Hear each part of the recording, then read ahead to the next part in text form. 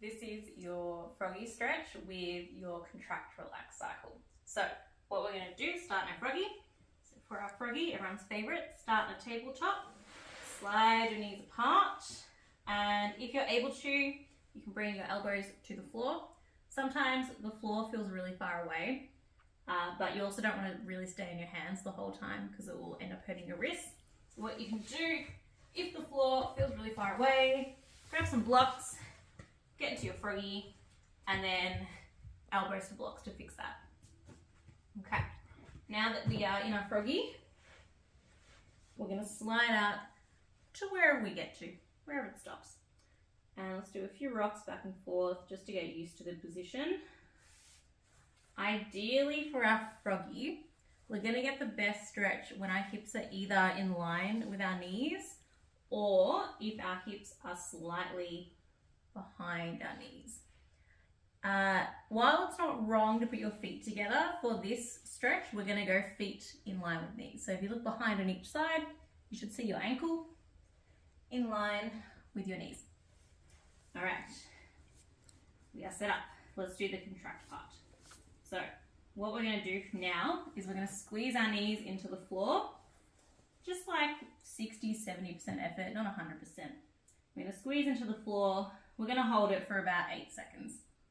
And I just like to use my fingers as a timer, so we can relax now. So when we relax, we're going to see if we can slide out a bit more. So I'm going to relax. I'm going to take a breath in, and on my breath out, I'm going to see if I can wiggle my knees out just a little bit.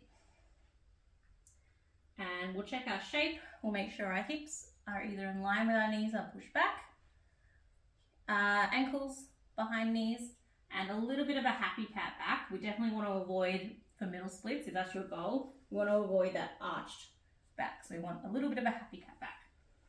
Okay, let's do the contract 2 more times.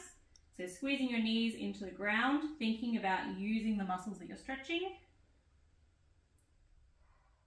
Just 70% effort. And relax. We'll take a breath in and wiggle out with the breath out. Okay, now let's go one more time. We'll check. Hips in the right spot, little arch at the back, so I'm lifting up through my tailbone. Last one, squeezing into the floor.